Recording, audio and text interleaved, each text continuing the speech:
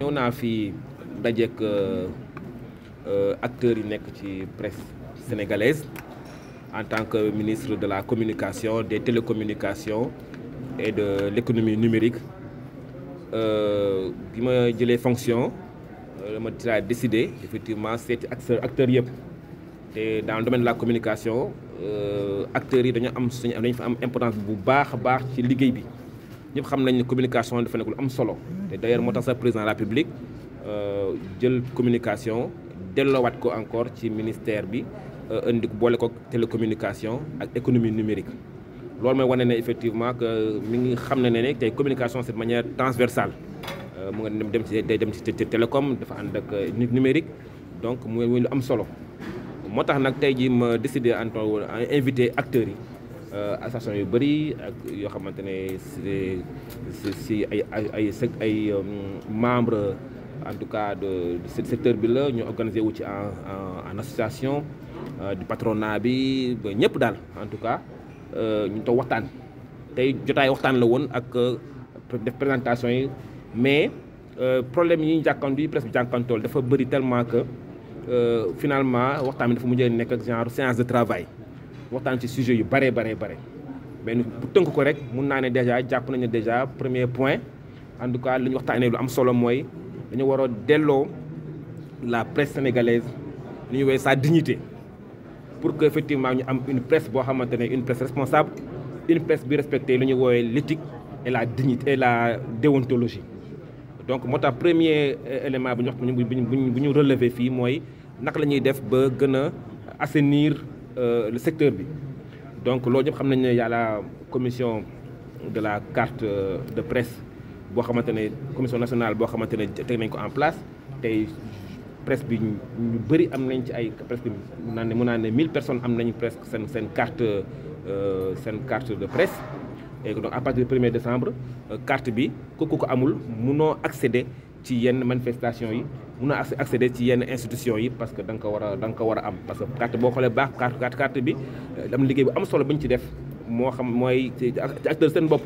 ñoom ñooy koy xool respecter le code de la presse nga indi soit say diplôme pour fekkee journaliste la nga wala ñu xool aussi am nga expérience boo xamante ne war nga mën a suñ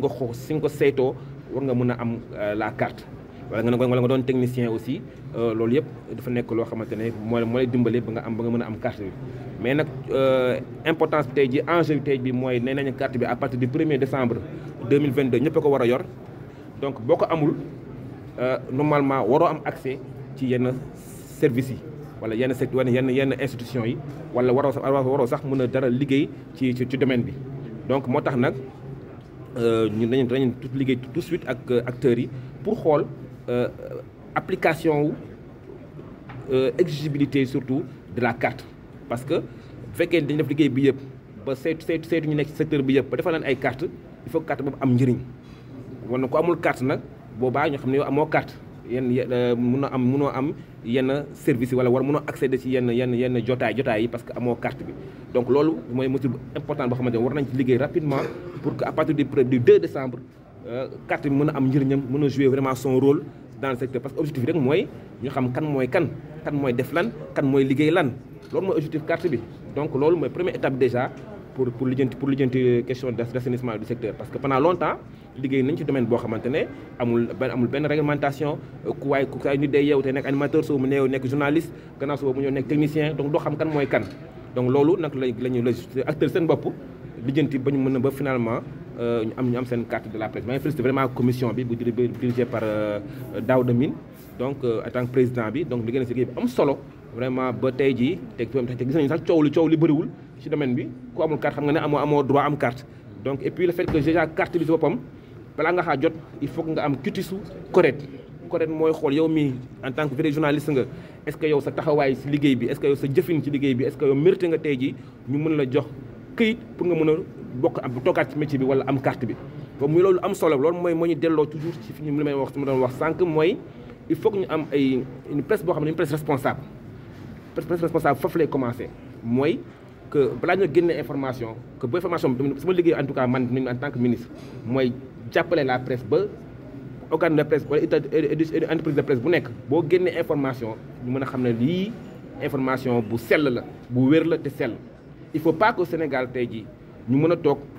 information génn kenn mënul xam ne naa li sell na wala sellul wér na wala wérul loolu aussi foofu le journaliste seen bopp presse bi seen bopp ñoo ko war a ñoo war a njëkk a xeex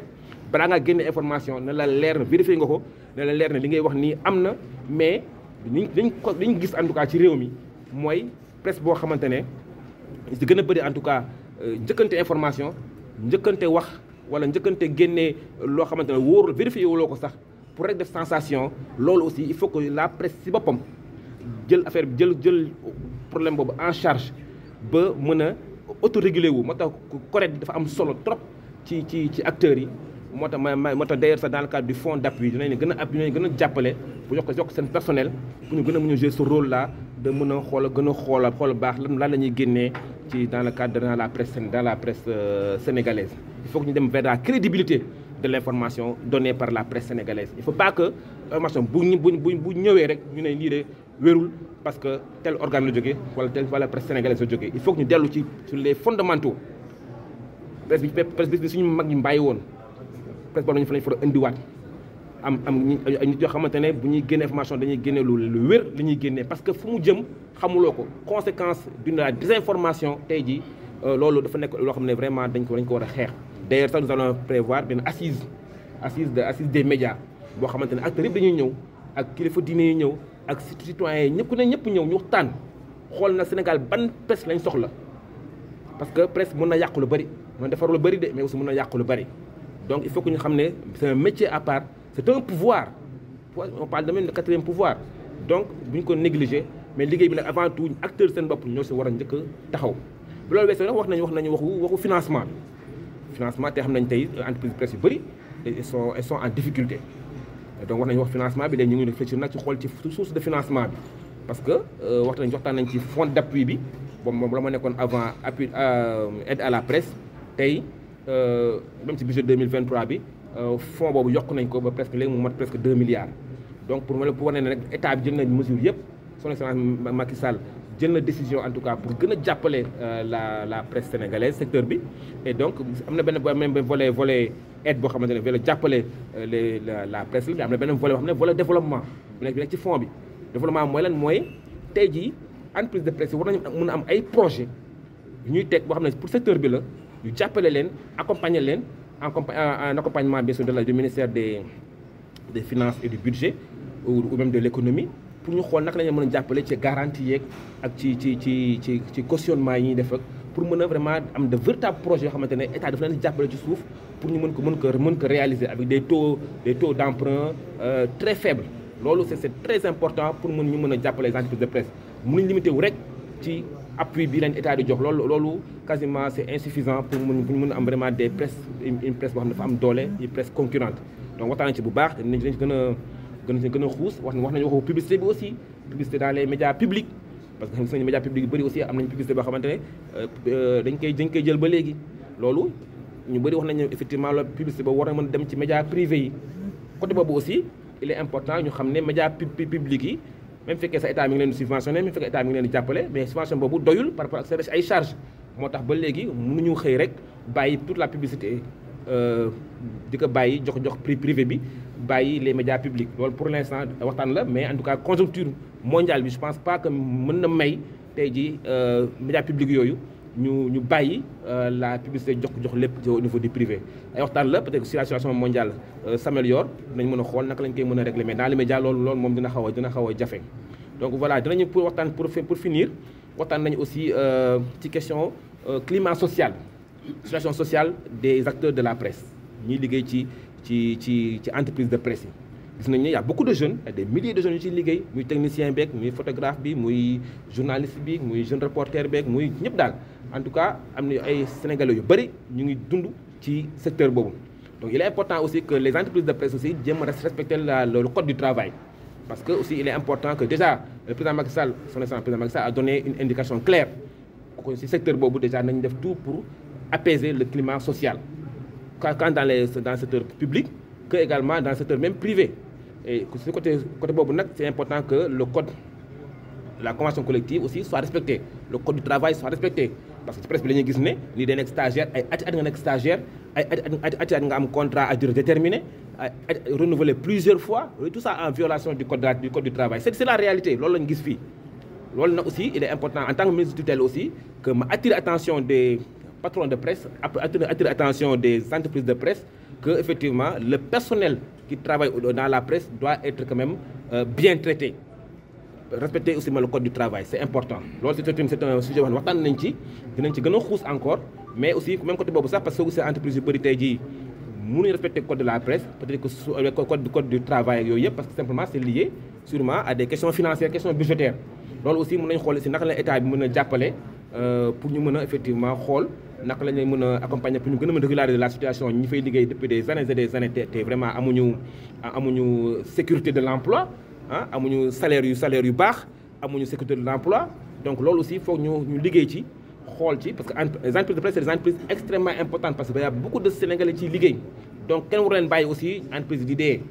mais aussi ñoom tamit dañu def effort pour ñi fay liggéey di fa xëy am des conditions de travail meilleures parce que état def na effort ay